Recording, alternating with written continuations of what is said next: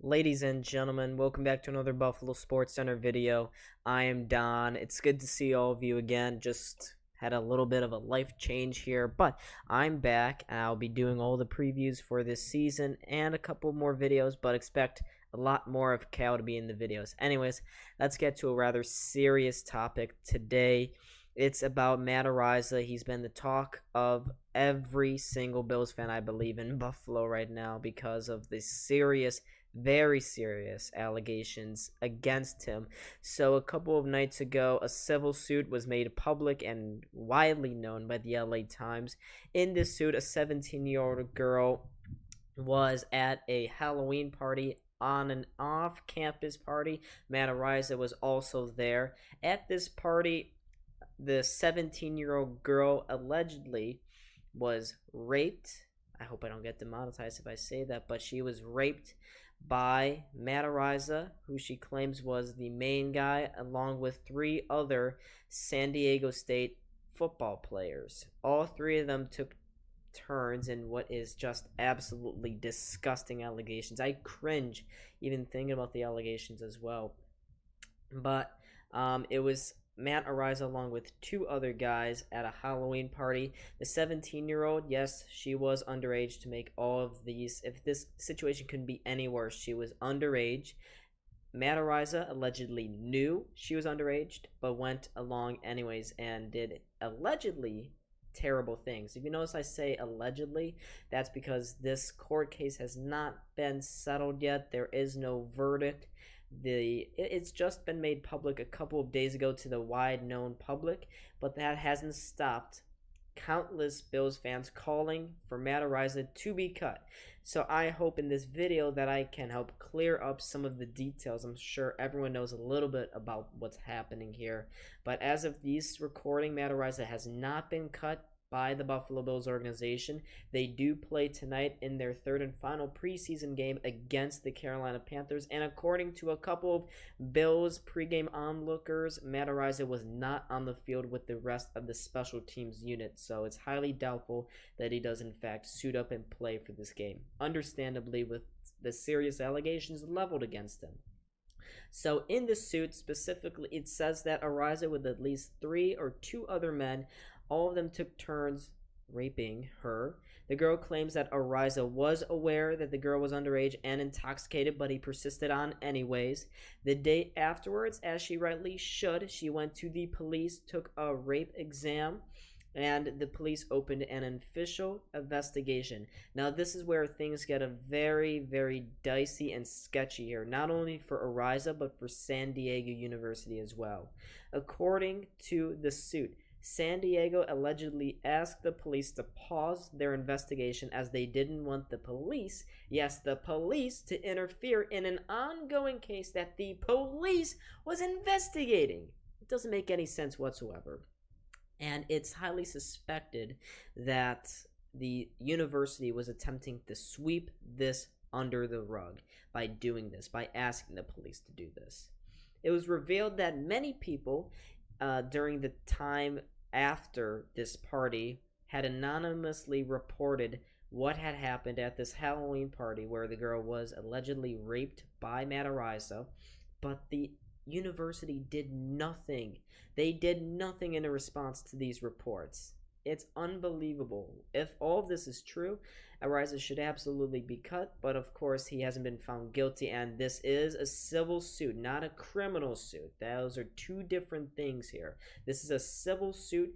She is personally, Jane Doe for now, we don't know her real name, because that would be a little compromising to her, and she would be harassed. She is alleging in a civil court, not a criminal court, that Araiza did these things. That's an important distinction to remember as we continue on discussing what had happened.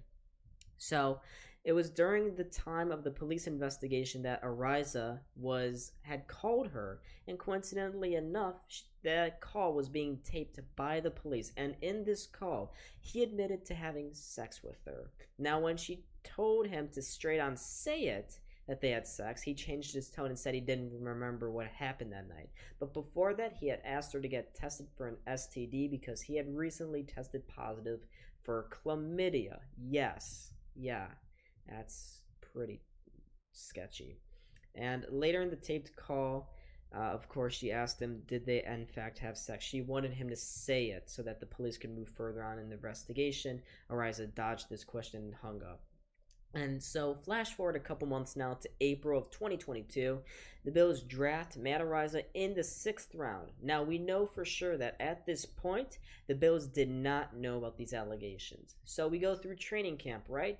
We go through with Matt Araiza versus Matt Hack. Matt Araiza eventually wins the job. When Matt Hack lost the job and was cut, we know, according to Tim Graham on Twitter, he's an insider for the Bills beat reporter, that the Bills did in fact know about the allegations. So they did know that Matt Araiza was being accused of these absolutely heinous things when they cut the other punter, which is very sus, very sketchy. I don't know what else I can say about it. I think it just speaks for itself. So Matt Hack was cut earlier this week and picked up by the Indianapolis Colts. Araiza is still on the team. He has apparently won the job. Sean McDermott even said that he loves him. He loves Matt Araiza. He's got a great leg. He's punted 70 to 80 yarders consistently here for the Bills in the preseason and a training camp. But with all the public outcry and the pressure for him to be cut, we'll see what happens from here. But it's a very sketchy, very troubling situation here. If Araiza did in fact do these, he absolutely should be cut 100% right on the spot. And of course, there are some that are saying that Araiza should not be cut and let the legal situation play itself out. Now, if we're to look at history here with the Bills and look at what they've done when they've encountered a situation like this before, it's happened quite a number of times over the last 5 years or so. With LaShawn McCoy, it happened when he was accused of hitting his girlfriend a couple years back. There was public outcry, public pressure, but the Bills did not cut LaShawn McCoy in light of those revelations. A couple of years later, Tyrell Dodson was also accused of domestic assault. Amidst the public outcry and the calls for him to be cut, what did the Bills do? They did not cut him. The Bills in both situations let the legal situation play itself out. In the end, LaShawn McCoy was not suspended. Tyrell Dodson was suspended for 4 games, I believe, back in the 2020 season. So the Bills let each situation play out. But the Bills, importantly, and a big clue as to what they could do here, they did not cut either player. And the fact that the Bills have not cut Araiza yet, I'm not saying they won't, I'm saying they haven't as of the time of this recording. The fact that they haven't means that they are probably going to do what they did in those last 2 cases and let a legal situation play itself out. Now, the Bills do play the Carolina Panthers tonight, and we should be talking about all the players that should and are fighting for a spot on the final 53-man roster.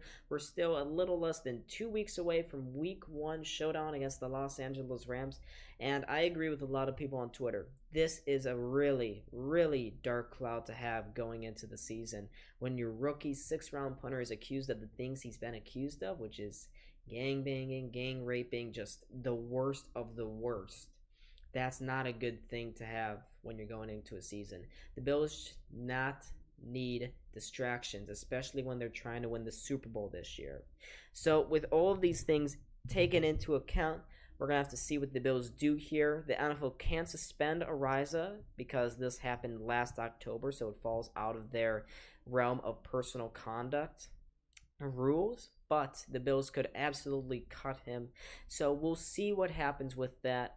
And I hope that I gave you guys a little more information and gave you guys the complete picture of what's going on here. Thank you so much for watching Buffalo SportsCenter. I'm Don, and see you all in the next video. Peace out.